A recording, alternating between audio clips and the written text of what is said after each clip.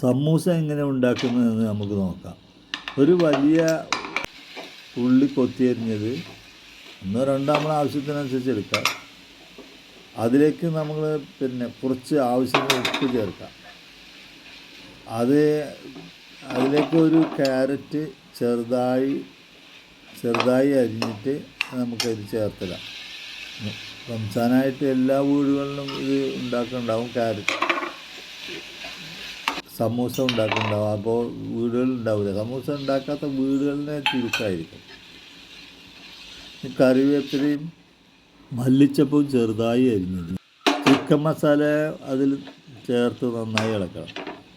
Chicken മഞ്ഞൾപ്പൊടിയും ഉപ്പും ചേർത്ത് വേവിച്ച് പിച്ചിയെടുത്തത്, ഗരം മസാല ഒരു 1/4 ടീസ്പൂണ്. നമ്മുടെ ചിക്കൻ റെഡി ആയിട്ടുണ്ട്. ചിക്കൻ ഇതിൽ ചേർത്തിടണം. ചെറുതായി പിച്ചിട്ട് ഇടണം. അത് നന്നായി ജോയിൻ ചെയ്യുക.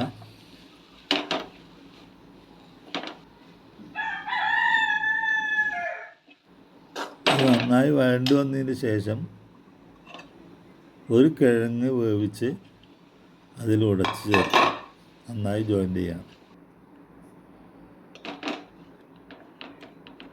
നല്ലവണ്ണം അത് മിക്സായതിന് ശേഷം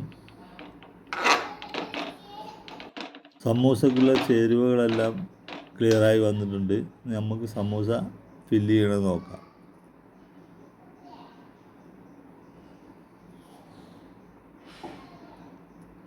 സമൂസ ഫില്ല് ചെയ്ത് അത് നമ്മൾ വറുത്തെടുക്കുക എന്ന് പറയാം, പൊരിച്ചെടുക്കുക എന്ന് പറയാം. മലപ്പുറം നമ്മളെ ഈ ഭാഗത്തൊക്കെ പൊരിച്ചെടുക്കുക എന്നാണ് പറയാം.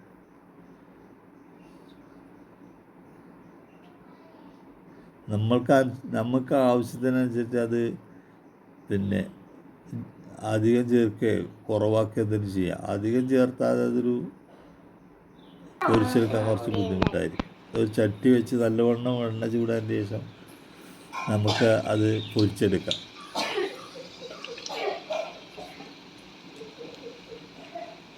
അത് ഇടയ്ക്കിടയ്ക്ക് മറിച്ചിട്ട് നോക്കണം.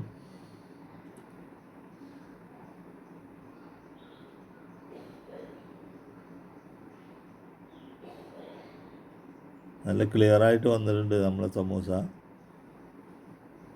ഇത് നമ്മൾ മറ്റൊരു പാനിലേക്ക് മാറ്റുക. നമ്മളെ സമൂസ റെഡി ആയിട്ടുണ്ട്.